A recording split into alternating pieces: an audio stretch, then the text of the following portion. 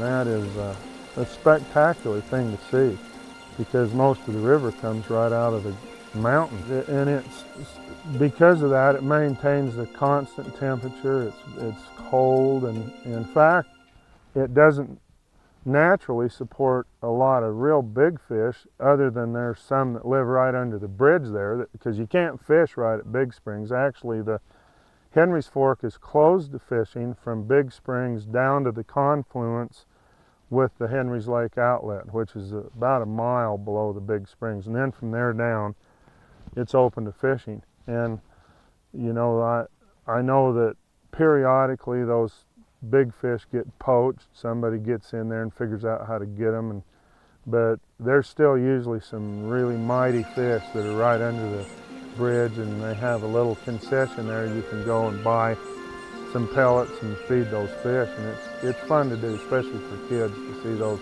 big giant fish that are under there.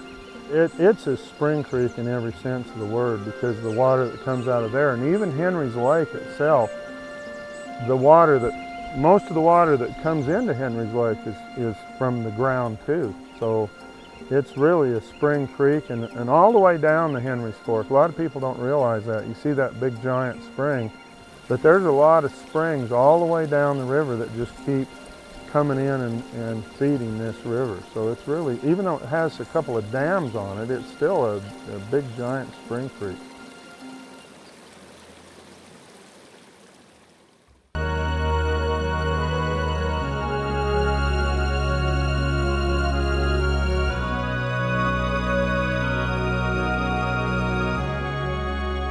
When you look at Henry's Lake, it's a natural lake. A lot of people don't realize that, and it's got a dam on it that was put there, I think, in about 1920. But when you look back at some of the history of it, and the first I can really find of the fishing was when the Army was coming across following the Nez Perce Indians with Chief Joseph, and the Nez Perce were able to catch the Army back here west about a day's march from Henry's Lake, and they got in there and stole most of their pack animals and stuff, so it kind of left them stranded. Made it to Henry's Lake, but then they had to stay there for quite a while to wait for provisions, and some of their journals talk about the fish that were there, and they were big fish, big native Yellowstone cutthroat trout. So Henry's Lake was always a great fishery. Henry's Lake is really conducive to fly fishing. It's very shallow. The deepest part's only not much over 15 feet deep, and it's really got a lot of weed beds in it, and that makes it real hard to fish it with any other method than fly fishing it, because there are channels out in the weed beds, and the fly fishermen that really fish it a lot know where all these places are. There's under lake springs that come up, especially you know, around some of the edges of the lake. There's a number of tributary streams that come into the lake. Most of them are spring fed, and so there are a lot of these shallow areas that are really nice to fly fish. You have cutthroats, and they average probably around 17 or 18 inches, real nice cutthroats, and it's not uncommon to see them caught 6 or 7 pounds. And then the hybrids, there's been hybrids caught in Henry's Lake close to 20 pounds. And then the other fish that are introduced species are brook trout, and they're managed too pretty well, because with Henry's Lake being a Yellowstone cutthroat fishery, they stock a certain amount of hybrids and brook trout. But the brook trout, just like everything else, grow real big, and all the state records in Idaho have come from Henry's Lake. They're not huge by world record standards, but they're in the 7-8 pound range.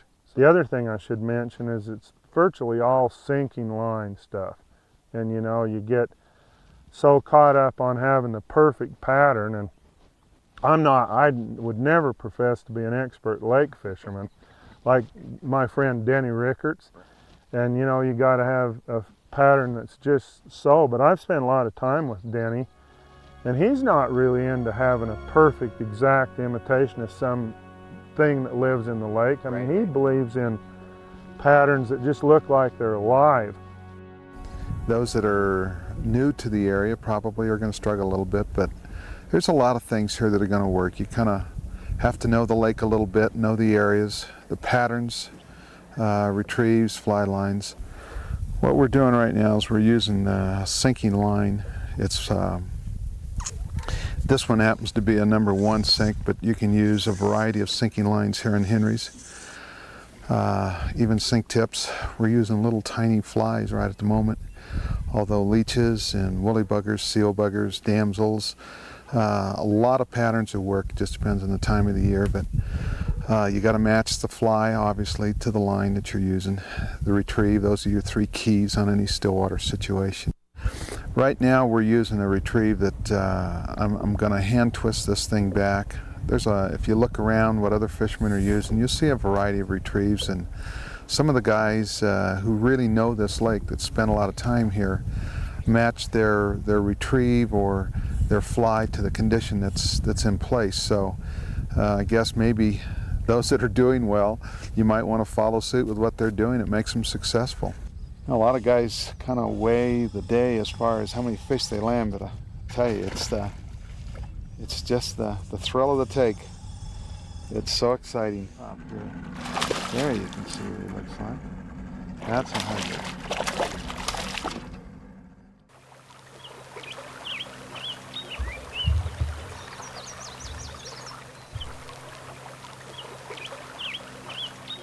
Henry's Lake outlet, and that's what it's called, is really a little small stream. And it's more of a seasonal fishery. It has some resident fish. Most of them are small. And both the Fish and Game and the Nature Conservancy, which owns quite a bit of property at the Flat Ranch on the outlet, would really like to see that fishery improve so you have more resident fish. But the problem there is Henry's Lake is also the very top reservoir for the irrigation, and that often means not putting much water through the outlet. They shut that dam down pretty low, and then the water is low, and it just doesn't hold a lot of big fish. But I think the outlet probably has 4 or 5 miles of pretty good water, and the fish will eventually distribute themselves all down through the outlet. And I know one of the things I enjoyed, I don't do it very often, is float it in a little canoe. And you need to know how to run a canoe, because it just winds all over down through those meadows. And you can also access it from the Nature Conservancy property. But it's a pretty good fishery, and you can have great fishing early in the year when the migratory fish are there. A small stream area, it's kind of nice if you got like some kids that just want a place to fish and they're kind of afraid of a big river. But that would be I guess you'd call it the North Fork of the Henry's Fork, and then the East Fork, straight to the east, is the Big Springs, and that's the other source. After the outlet and the Big Springs fork of the river join at the confluence, it's really a popular place just to float for recreational purposes. And there's people all the time, families that are going up. In the hot summer, there's a lot of people and kids in float tubes and canoes and all kinds of stuff. And when it comes to the fishing, that kind of makes the fishing pretty tough, because there's just recreational floaters going by all the time. But that doesn't mean that isn't an important fishery. There's a lot of fish in there. Most of them are small, and the problem is that there's not a lot of habitat for big trout, and then more importantly, the water temperature stays real cold, and so the trout just don't grow as fast as they do further down the river. Their metabolism slowed down a little bit, and they don't grow nearly as quick.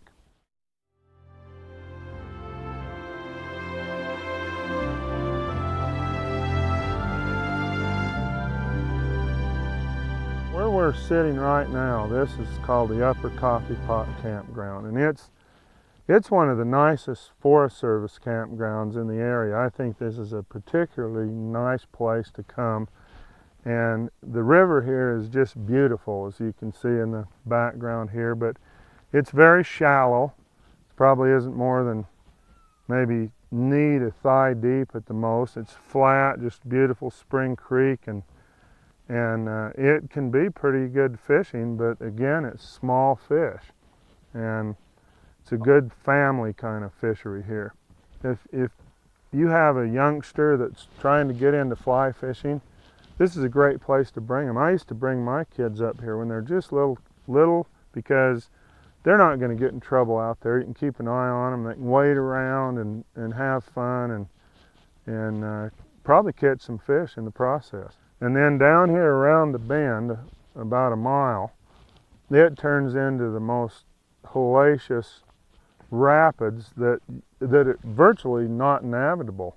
The river's real narrow, and there's big logs sticking out, and there's been people that have thought, they've looked on the map and saw, well, let's put in at max end.